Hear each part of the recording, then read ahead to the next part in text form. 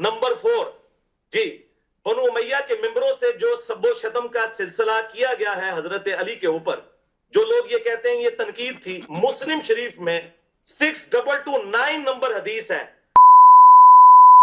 अबू तुराब पर लानत के अल्फाज है, वो गाली से भी बढ़कर लानत करते थे, नाऊज़ बिल्लाह, मेंबरों से 6229 सही मुस्लिम, गदीर कुम से अगली हदीस। और पांचवा रखा गया खुमुस। अफसोस के साथ इन 5 शराइत में से सिर्फ 5वीं शर्त पे अमल हुआ है कि हजरत मुआविया रजी अल्लाह तआला अन्हु खुमुस दिया करते थे। उस वक्त जो सामने हाकिम बैठे हुए थे उन्होंने कहा कि तू हसन की मौत को मुसीबत शुमार करता है। अल्लाह अकबर, नाऊज़ु बिल्लाह, नाऊज़ु बिल्लाह। तो मिक़दाम बिन मादी कर्ब को गुस्सा आ गया। वो उन्होंने इंजीनियर साहब की वीडियोस नहीं देखी हुई थी, उन्होंने नबी इस्लाम की सोहबत की हुई थी। उन्होंने कहा कि मैं हसन की मौत को मुसीबत में जानूं कि नबी इस्लाम जानों पर एक तरफ हसन को उठाते थे, दूसरी तरफ हुसैन को, और कहते थे हसन मुझसे है, हुसैन अली से है। सबसे बड़ी बात यह है कि हजरत हसन इब्ने अली को जहर दे के कत्ल किया गया। मुसन्नफ इब्ने अबी शैबा में आता है कि उन्हें जहर दे के शहीद किया गया 47 इयर्स की एज में। वही हामार तख्तुलहुल फ़िअतुल बागिया यदऊहुम इलल्लाह व यदऊनहु इलन्नार। वाय अम्मार, अफसोस, तुझे एक बागी जमात कत्ल करेगी, तू उन्हें अल्लाह की तरफ बुलाएगा, वो जमात जहन्नम की तरफ बुलाएगी। ये बड़े अफसोस की बात है कि इस प्लेनेट अर्थ पे कभी दुनिया ने ऐसा टाइम नहीं देखा कि फजाइल सहाबा बयान हो रहे हो और उसमें अहले बैत की बात हो। लेकिन ये इस उम्मत की बदबख्ती है कि जब अहले बैत का जिक्र होता है ना, तो ज्यादा टाइम फजाइल सहाबा पे और उस जस्टिफिकेशन पे चले जाते हैं। और मिशकात के अंदर के अली तेरी मोहब्बत में गुलूफ करके जो है वो गुमराह भी होगा एक फिरका, और जहन्नम में जाएगा, और तुझसे बुग़्ज़ रख के भी होगा। अब हमने मोहब्बत वाले तो हमें माशाल्लाह बचपन से पढ़ाए जाते हैं, ये बुग़्ज़ वाले कौन से? बुग़्ज़ वाले वो हैं जो कि मोहब्बत वालों का रद्द कर रहे होते हैं। उनके अंदर फिर वो इतना गुलूब आता है कि उन्हें चीजें हजम नहीं होती। तो सबसे बढ़कर महबूब बीवी से भी पूछ लें, सईदा आयशा के बारे में अल-मुस्तदरक लिल हाकिम के अंदर हदीस मौजूद है। अम्मा आयशा से किसी ने पूछा, बताइए कि नबी अलैहिस्सलाम को अपने सहाबा में सबसे बढ़कर महबूब कौन था? तो उन्होंने कहा कि फातिमा सलामुल्लाहि अलैहा। बुखारी मुस्लिम में हदीस है, फातिमा मेरे जिगर का टुकड़ा है। जब इंसान किसी की फजीलत बयान करता है ना, तो औलाद के बाद ही उसका जिक्र कर रहा होता है, ये अंडरस्टूड होता है, घर वाले पहले नंबर पे होते हैं। फिर उन्होंने पूछा, नहीं मर्दों में बताएं, तो उन्होंने कहा कि मर्दों में फातिमा का शोहर अली इब्न अबी तालिब, जो कि कसरत से रोजे रखने वाले और शब-ए-दारी करने वाले थे। अल्हम्दुलिल्लाह, ये मेरी मां ने बयान किया है, सलामुल्लाहि अलैहा। नबी इस्लाम ने कहा, अल्लाह मेरे साथ उस शख्स को भेज ये परिंदा खाने के लिए जो इस मखलूक में सबसे बढ़कर तुझे महबूब है। अल्लाह अकबर। तो सैयदना अली रज़ी अल्लाह तआला अन्हु तशरीफ ले आए और फिर साथ बैठ के भुना हुआ परिंदा खाया। तो एक अल्लाह के महबूब है और एक अल्लाह के महबूब है। अल्हम्दुलिल्लाह। देखें वैस भाई, सबसे पहले तो आप सुलह को समझ लें कि सुलह होती क्या है। सुलह का मतलब ही है कि दोनों तरफ की पार्टीज ने अपना मौकिफ रखा और कंसेंसस के साथ कोई डॉक्यूमेंट तैयार हुआ। सुलह होती ही उस वक्त है जब शराइत तय पा जाएं। सुलह हुदैबिया के अंदर क्या शराइत तय पाई नहीं थी? अगर शराइत ना हो तो सुलह नहीं होती है, फिर तो एक बंदे की जीत होती है, दूसरे की हार होती है। जब दोनों बराबर के लोग आ जाए तो सुलह करते हैं और वो शराइत तय करते हैं। लिहाजा ये आउट ऑफ क्वेश्चन है कि वो शराइत है थी या नहीं थी। जिस तरह सुलह हुदैबिया की शराइत थी, इस तरह सुलह हसन की भी शराइत थी। लेकिन इसके लिए चीज याद रखें कि हसन इब्ने अली रज़ी अल्लाह तआला अन्हु व अलैहिस्सलाम ने जो ये सुलह की है, ये कुरानी हुक्म पर अमल किया है। बाज लोग सैयदना अली रज़ी अल्लाह तआला अन्हु पर खुफिया तान करते हुए ये कहते हैं कि हसन इब्ने अली तो मौला अली अलैहिस्सलाम को अपने दौर में, दौरे खिलाफत में की गई जंगों से रोकते थे। बिल्कुल ये झूठ है, नाऊज़ु बिल्लाह मिन ज़ालिक। अगर ये बात होती तो वो जंगे जमल सिफीन नहरवान में मौला अली के साथ शरीक ना होते। वो शरीक रहे हैं। सिफीन पार्ट 2 भी सैयदना हसन इब्ने अली ने शुरू कर दिया था। अच्छा। बुखारी शरीफ से ये जो हदीस बयान की जाती है ना कि ये मेरा बेटा सैयद है, ये पूरी हदीस जो है ये उसका आखिरी टुकड़ा है। ये हदीस काफी लंबी है। ये स्टार्ट इससे होती है कि हजरत अमर बिन आस रज़ी अल्लाह तआला अन्हु हजरत मुआविया रज़ी अल्लाह तआला अन्हु से कहते हैं कि मैं अपने सामने वो लश्कर देख रहा हूं कि जब तक अपने मुखालफीन को भगा ना ले वो यहां से हिलेगा नहीं। वो लश्कर मौला अली अलैहिस्सलाम की रूह नहीं लेके आई थी, मौला हसन अलैहिस्सलाम जो मौला अली के बेटे थे वो लेके आए थे। सही, ठीक है। ये हदीसें आधी नहीं हमें पढ़नी चाहिए, पूरी हदीसें पढ़नी चाहिए। تو پھر حضرت معاویہ نے کہا کہ اگر یہ قتل و غارت ہوا تو پیچھے امت کا کیا بنے گا؟ تو حضرت عمر بن عاص نے کہا کہ ٹھیک ہے پھر میں پیچھے سے سنبھالوں گا. تو پھر اسی گفتگو کے دوران حضرت معاویہ نے کہا کہ کیوں نہ ہم حسن کے سامنے صلح پیش کریں، کچھ ہماری بات وہ مان لیں، کچھ ہم ان کی مان لیں. تو ساتھیوں نے کہا کہ مشورہ اچھا ہے. تو یہ صلح کی طرف جو آفر ہے یہ حضرت حسن نے نہیں کی. یہ جھوٹ ہے کہ حسن جو ہے وہ امن پسند تھے. امن جنگ کے اندر غزوہ بدر میں کیا رسول اللہ امن پسند تھے؟ جب جنگ ہوتی ہے اس وقت جنگ ہوتی ہے، اس وقت امن کی بات نہیں ہوتی. سورۃ الانفال میں ہے کہ اگر میدان جنگ میں مخالف تم سے صلح کی بات کرے تو اسے ایکسپٹ کر لو. تو حسن ابن علی صفین پارٹ 2 لڑنے آئے، لشکر لے کے آئے. حضرت معاویہ کو جب عمر بن عاص رضی اللہ تعالیٰ عنہ نے کہا کہ یہ تو نہیں لیں گے، ہم ان کو صلح آفر کرتے ہیں، انہیں پتا تھا کہ قرآنی حکم پہ اہل البیت عمل کریں گے. تو جب صلح آفر کی گئی تو حضرت حسن ابن علی نے وہ صلح کی آفر سورۃ الانفال کے تحت قبول کر لی، جس طرح نبی علیہ السلام نے صلح حدیبیہ قبول کر لی تھی. اگرچہ نبی علیہ السلام کا پلڑا بھاری تھا، اس کے باوجود مشرکین عرب کے ساتھ صلح کر لی. اچھا، یہ صلح کی تو ظاہر ہے وہ شرائط کیا تھیں؟ ان میں سے ایک تو بخاری میں رپورٹ ہوئی ہے، وہ ہے خمس کے حوالے سے، جو سورۃ الانفال میں آیا کہ مال غنیمت کا 5واں حصہ اہل البیت کو ملنا ہے. اس کے علاوہ 4 شرائط اور تھیں جو صحابہ کرام پر اہل سنت نے بہترین کتابیں لکھی ہیں. امام ابن عبد البر کی الاستیاب، امام ابن اثیر کی الاصابہ، اس کی شرح ابن حجر اسقلانی کی اسود الغابہ کی شرح الاصابہ، الاصابہ شرح لکھی گئی اسود الغابہ ابن اثیر کی کتاب تھی. ان کے اندر یہ شرائط موجود ہیں. نمبر 1، حضرت معاویہ رضی اللہ تعالیٰ عنہ اپنا جو دور حکومت ہے وہ خلفائے راشدین کے مطابق چلائیں گے. نمبر 2، اگر حسن ابن علی زندہ رہے تو وہ ان کے جانشین بنیں گے، ادروائز وہ امت کو شورا پر چھوڑیں گے. نمبر 3، حضرت علی کے جو ساتھیوں نے ہتھیار ڈال دیے ہیں اس جنگ کے بعد، ان کے ساتھ کوئی سلوک نہیں کیا جائے گا برا. اچھا. نمبر 4، جی، بنو امیہ کے ممبروں سے جو سب و شتم کا سلسلہ کیا گیا ہے حضرت علی کے اوپر، جو لوگ یہ کہتے ہیں یہ تنقید تھی، مسلم شریف میں 6229 نمبر حدیث ہے، ابو تراب پر لعنت کے الفاظ ہے. وہ گالی سے بھی بڑھ کر لعنت کرتے تھے، نعوذ باللہ، ممبروں سے. 6229 صحیح مسلم، غدیر قم سے اگلی حدیث. اور 5واں رکھا گیا خمس. افسوس کے ساتھ ان 5 شرائط میں سے صرف 5ویں شرط پہ عمل ہوا ہے کہ حضرت معاویہ رضی اللہ تعالیٰ عنہ خمس دیا کرتے تھے. میں پورا ایک پروگرام بخاری مسلم سے کر سکتا ہوں کہ کس طریقے سے ان شرائط کی دھجیاں بکھیری گئیں.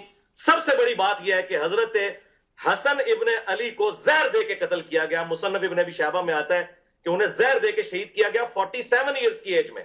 میری 47 ہونے والی ہے، میری ایج میں حسن ابن علی کو زہر دے کر قتل کر دیا گیا تاکہ وہ نوبت ہی نہ آئے 49 ہجری میں کہ وہ جانشین بن سکیں. اللہ اکبر. اور وہ جو بخاری حدیث ہے سید والی، وہ اسی حدیث میں آتا ہے کہ خمس ہوگا، اور اس کے بعد وہ راوی حدیث کہتے ہیں کہ حضور کی پیش گوئی پوری ہوئی کہ میرا یہ بیٹا سید ہے. اس کی وجہ سے مسلمانوں کے 2 بڑے گروہوں میں صلح ہوگی.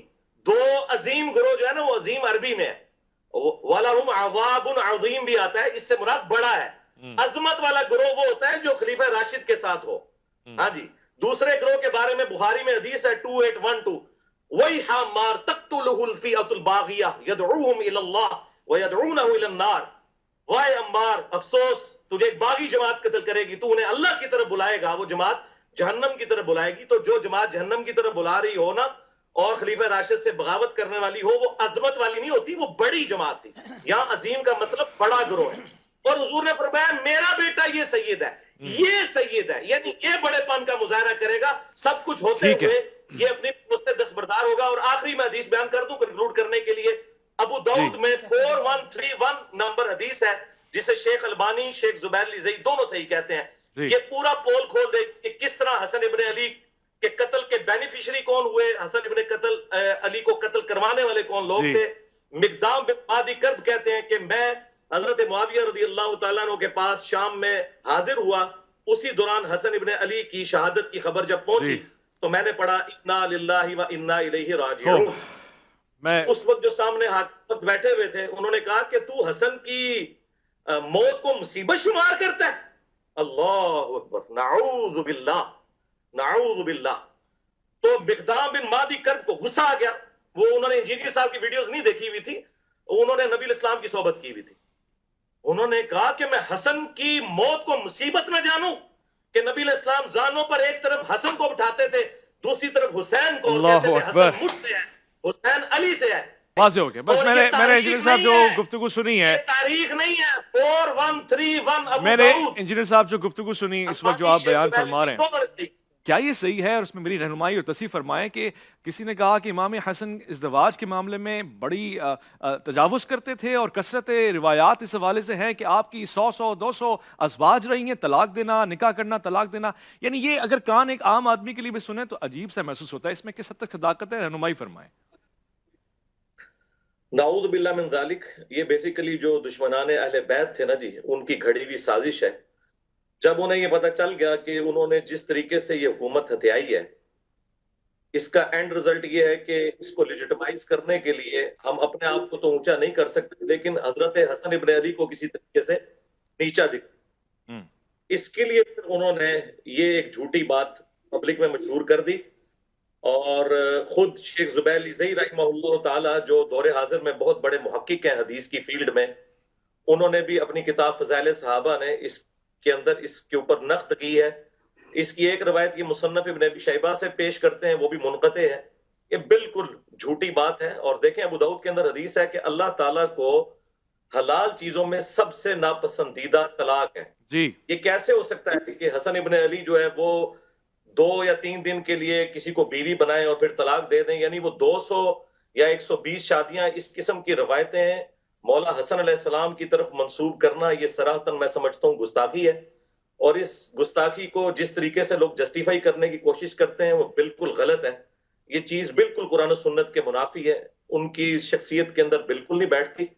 اور اس کے اوپر میں کافی تفصیل کے ساتھ بول سکتا ہوں، لیکن میں اپنا یہ ٹائم جو ہے نا، تھوڑا جو ہمارے علماء حضرات نے تھوڑی گفتگو کی ہے، میں اسے ریبٹل بھی کروں. جی، یہ بڑے افسوس کی بات ہے کہ اس پلانٹ ارتھ پہ کبھی دنیا نے ایسا ٹائم نہیں دیکھا کہ فضائل صحابہ بیان ہو رہے ہوں اور اس میں اہل بیت کی بات ہو. لیکن یہ اس امت کی بدبختی ہے کہ جب اہل بیت کا ذکر ہوتا ہے نا تو زیادہ ٹائم فضائل صحابہ پہ اور اس جسٹیفیکیشن پہ چلے جاتے ہیں. تو میں کہتا ہوں صدق رسول اللہ، یا رسول اللہ آپ نے سچ کہا تھا. یہ آپ نے ابو بکر کے بارے میں نہیں کہا تھا رضی اللہ تعالیٰ عنہ، نہ عمر کے بارے میں، نہ عثمان کے بارے میں، کہ میری امت میں عیسیٰ ابن مریم کی مثال مولا علی علیہ السلام والی ہے. کیونکہ حضور کو پتا تھا کہ یہ کام ڈالنا ہے چوتھے خلیفہ کے ساتھ ان لوگوں نے. تو چوتھے خلیفہ کی فضیلت کبھی بھی انہیں ہضم نہیں ہوگی. یہ بات حضور کو پتا تھی کہ جو اہل سنت کا منہج ہے، جو حق پر ہے، جو خلفائے راشدین کو برحق مانتا ہے، اہل بیت کو برحق مانتا ہے، اور خلفائے راشدین پر تان کرنے والوں کو وہ رافضی سمجھتا ہے، اس کے اندر یہ بیماری آ جائے گی کہ وہ جب بھی اہل بیت کا ذکر کریں گے تو آدھے سے زیادہ ٹائم فضائل صحابہ پہ لگائیں گے، لیکن جب فضائل صحابہ پہ بات کریں گے تو اہل بیت کا ذکر تک نہیں کریں گے. اور یہ تو ہماری برکت سے اب اہل بیت کانفرنسز ہو رہی ہیں، ورنہ پہلے صرف فضائل صحابہ کانفرنس ہوتی تھی. تو یہ بالکل غلط بات ہے کہ یہ سب کے لیے نہیں، اسپیسیفکلی مولا علی کے لیے. مسند احمد میں حدیث ہے، المعجم الکبیر طبرانی کے اندر اور مشکات کے اندر، کہ علی تیری محبت میں غلو کر کے جو ہے وہ گمراہ بھی ہوگا ایک فرقہ اور جہنم میں جائے گا، اور تجھ سے بغض رکھ کے بھی ہوگا. اب ہم نے محبت والے تو ہمیں ماشاءاللہ بچپن سے پڑھائے جاتے ہیں. یہ بغض والے کون سے؟ بغض والے وہ ہیں جو کہ محبت والوں کا رد کر رہے ہوتے ہیں. ان کے اندر پھر وہ اتنا غلو آتا ہے کہ انہیں چیزیں ہضم نہیں ہوتی. اب یہ جو بات کی صحیح بخاری میں جو مولانا صاحب نے حدیث پیش کی کہ نبی الاسلام سے جب پوچھا گیا سب سے بڑھ کر محبوب کون تھا، تو سب سے بڑھ کر محبوب بیوی سے بھی پوچھ لیں. سیدہ عائشہ کے بارے میں المستدرک للحاکم کے اندر حدیث موجود ہے. اما عائشہ سے کسی نے پوچھا بتائیے کہ نبی علیہ السلام کو اپنے صحابہ میں سب سے بڑھ کر محبوب کون تھا، تو انہوں نے کہا کہ فاطمہ سلام اللہ علیہا. بخاری مسلم حدیث ہے، فاطمہ میرے جگر کا ٹکڑا ہے. جب انسان کسی کی فضیلت بیان کرتا ہے نا تو اولاد کے بعد ہی اس کا ذکر کر رہا ہوتا ہے، یہ انڈرسٹوڈ ہوتا ہے. گھر والے پہلے نمبر پہ ہوتے ہیں. پھر انہوں نے پوچھا نہیں مردوں میں بتائیں، تو انہوں نے کہا کہ مردوں میں فاطمہ کا شوہر علی ابن ابی طالب، جو کہ کثرت سے روزے رکھنے والے اور شب بیداری کرنے والے تھے. الحمدللہ یہ میری ماں نے بیان کیا ہے، سلام اللہ علیہا. تو یہ سارے فضائل ہیں، لیکن ہمیں دیکھنا چاہیے کہ جب اہل البیت کی بات ہو تو ہم اسپیسیفکلی اپنی گفتگو کو اس پہ رکھیں، اور دوسری طرف نہ ہم چل پڑیں، وہ ہمیں ضرورت نہیں ہے۔ وہ فضائل صحابہ ماشاءاللہ پچھلے 1000 سال سے فضائل صحابہ کانفرنسز ہی ہو رہی ہیں اور بڑا ذکر ہو چکا ہے اللہ کے فضل سے اس کے اوپر۔ اس وقت جو ہے اہل بیت کے حوالے سے کوشش ہے کریں کہ بھئی اہل بیت کے ساتھ جن لوگوں نے ظلم کیا، اہل بیت کے بارے میں تھا کہ میں تمہیں خوف دلاتا ہوں، میرے بعد ان کے ساتھ اس نے سلوک کرنا، غدیر کی حدیث میں، تو اہل بیت کے حوالے سے ہمیں سینسٹیو ہونا چاہیے۔ یہ حدیث حضرت علی کے بارے میں ہے، اور آخری میں حدیث بیان کروں جس کی 32 اسناد موجود ہیں جامع ترمذی میں۔ جی، ایک تو ہے اللہ کا محبوب، جی، ایک ہے اللہ کے محبوب کا محبوب۔ جی، نبی علیہ السلام کے سامنے ایک بھنا ہوا پرندہ لایا گیا، اسے حدیث طائر کہتے ہیں۔ نبی علیہ السلام نے کہا اے اللہ میرے ساتھ اس شخص کو بھیج یہ پرندہ کھانے کے لیے جو اس مخلوق میں سب سے بڑھ کر تجھے محبوب ہے۔ اللہ اکبر۔ تو سیدنا علی رضی اللہ تعالیٰ عنہ تشریف لے آئے اور پھر ساتھ بیٹھ کے بھنا ہوا پرندہ کھایا۔ تو ایک اللہ کے محبوب ہے اور ایک اللہ کے محبوب ہے، الحمدللہ۔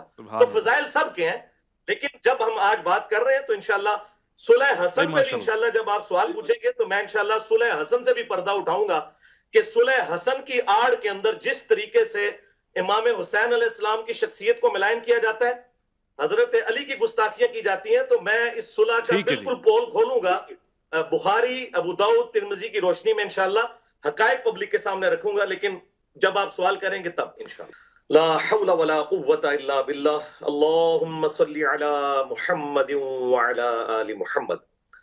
دیکھیں جی، ترتیب کے اعتبار سے سب سے پہلے تو ہم قرآن حکیم میں جو سیدنا حسن ابن علی رضی اللہ تعالی عنہما وعلیہم السلام کی فضیلت سے متعلق آیات آئی ہیں ان کو کور کریں گے، اور اس کو سپورٹیو جو احادیث بخاری مسلم میں آئی ہیں میں انشاءاللہ مختصر سے وقت میں آپ کی خدمت میں پیش کرنے کی سعادت حاصل کروں گا۔ ماشاءاللہ۔ سب سے پہلے تو آیت تطہیر، آیت تطہیر سورۃ الاحزاب کی آیت نمبر 33 ہے۔ اعوذ باللہ من الشیطان الرجیم، بسم اللہ الرحمن الرحیم، انما یرید اللہ لیذھب عنکم الرجس اہل البیت ویطہرکم تطہیرا۔ اس آیت کے کانٹیکسٹ میں امام مسلم رحمہ اللہ تعالی نے اپنی کتاب صحیح مسلم میں ایک حدیث لی ہے 6261 نمبر، اور اس کی راویہ بھی ہماری ماں سیدہ عائشہ سلام اللہ علیہا ہے۔ وہ کہتی ہیں کہ ایک دن نبی صلی اللہ علیہ وآلہ وسلم اپنے گھر سے اس حال میں برآمد ہوئے کہ آپ نے کالے رنگ کی منقش چادر اوڑھی ہوئی تھی۔ اتنے میں حسن ابن علی آئے، آپ صلی اللہ علیہ وآلہ وسلم نے انہیں اپنی اس کالی چادر کے نیچے لے لیا۔ پھر سیدنا حسین ابن علی، پھر سیدہ فاطمہ، اور پھر سیدنا علی رضی اللہ عنہم اجمعین وعلیہم السلام اجمعین کو چادر کے نیچے لے کر یہی آیت پڑھی، انما یرید اللہ لیذھب عنکم الرجس اہل البیت ویطہرکم تطہیرا۔ سبحان اللہ۔ اے نبی گھر والو صلی اللہ علیہ وآلہ وسلم وعلیہ السلام، اللہ تو صرف اتنا ہی چاہتا ہے کہ تم سے ہر طرح کی ناپاکی کو دور کر دے اور تمہیں خوب صاف ستھرا کر دے۔ دوسری آیت جو ہے وہ آیت مباہلہ ہے جی، سورہ آل عمران کی آیت نمبر 61، کہ جب نجران کے کرسچنز کا وفد نبی صلی اللہ علیہ وآلہ وسلم کی خدمت میں حاضر ہوا جی، اور جب ہر طرح کے دلائل سے ولا جواب ہو گئے تو پھر اللہ کے محبوب علیہ السلام کو اللہ تعالیٰ نے حکم دیا کہ اب آپ ان کے ساتھ مباہلہ کریں، اور وہ آیت نمبر 61 نازل ہوئی، تعالوا ندعو ابناءنا وابناءکم ونساءنا ونساءکم۔ اس کانٹیکسٹ میں پھر صحیح مسلم کے اندر حدیث ہے 6220، اور یہ حدیث تو کافی طویل ہے۔ جب حاکم وقت نے سیدنا سعد ابن ابی وقاص کو زور لگایا کہ سیدنا علی ابن ابی طالب کی برائی بیان کریں، تو ان کو ریبٹل کرتے ہوئے مولا علی علیہ السلام کی جو 3 فضائل بیان کیے تھے، تو تیسری فضیلت یہ بیان کی تھی کہ ان میں سے مجھے کوئی ایک بھی مل جائے تو سرخ اونٹوں سے بہتر ہے، اور وہ تیسری فضیلت یہ تھی کہ نبی علیہ السلام مباہلے کے وقت سیدنا حسن، حسین، فاطمہ اور علی علیہ السلام اجمعین کو اپنے ساتھ لے کر آئے اور اللہ کے حضور دعا کی، اللہم ہؤلاء اہل بیتی، اے اللہ یہ میرے اہل بیت ہیں۔ بے شک۔ اور تیسری آیت مودت، جس کے حوالے سے کنٹروورسی سنی شیعہ میں پائی جاتی ہے، میں آج اس کو بھی انشاءاللہ ریزالو کر دوں گا۔ قل لا اسألکم علیہ اجرا الا المودۃ فی القربى، سورہ شورى کی آیت نمبر 23۔ اس کے حوالے سے صحیح بخاری میں ایک حدیث ہے، ابن عباس کا قول ہے، وہ اس آیت کی تفسیر یوں کرتے تھے کہ نبی علیہ السلام کہ جو مخالفین ہیں انہیں یہ کہا جا رہا ہے کہ نبی علیہ السلام کی قرابت داری کا خیال رکھو، لیکن جو تابع تھے نا سعید ابن جبیر، وہ اسے اہل البیت پہ فٹ کرتے تھے.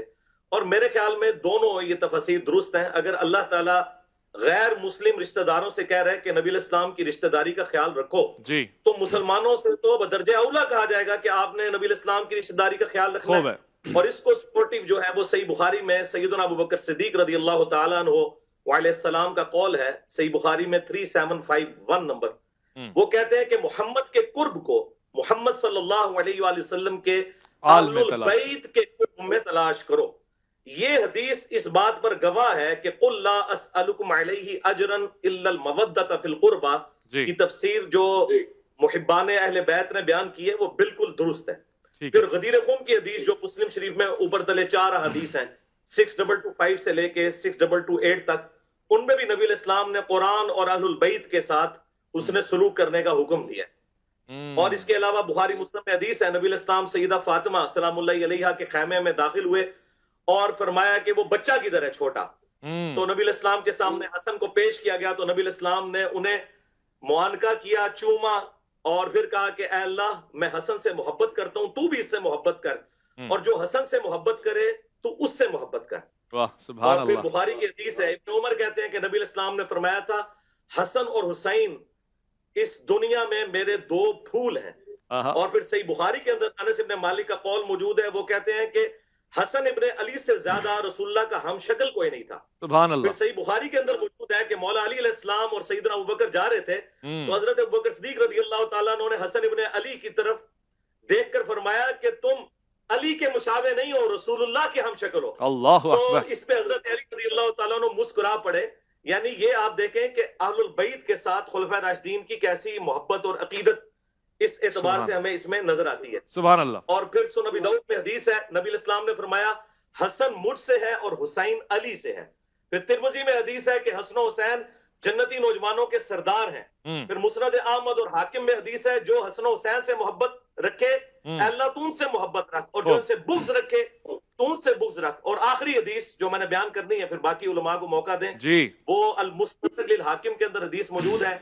نبی علیہ السلام نے فرمایا اگر کوئی شخص پوری زندگی حجر اسود اور مقام ابراہیم کے درمیان نمازیں پڑھتا رہے اور روزے بھی رکھتا رہے، لیکن اس حال میں اللہ کے حضور پیش ہو کہ ہم اہل البیت کا بغض اس کے اندر ہوا، تو اللہ تعالیٰ ایسے شخص کو ضرور دوزخ کی آگ میں داخل کرے گا. ضرور. اللہم لا تجعلنا منہم، اللہم انا اسألک حبک وحب من یحبک وحب حبیبک صلی اللہ علیہ وآلہ وسلم. آپ کی بات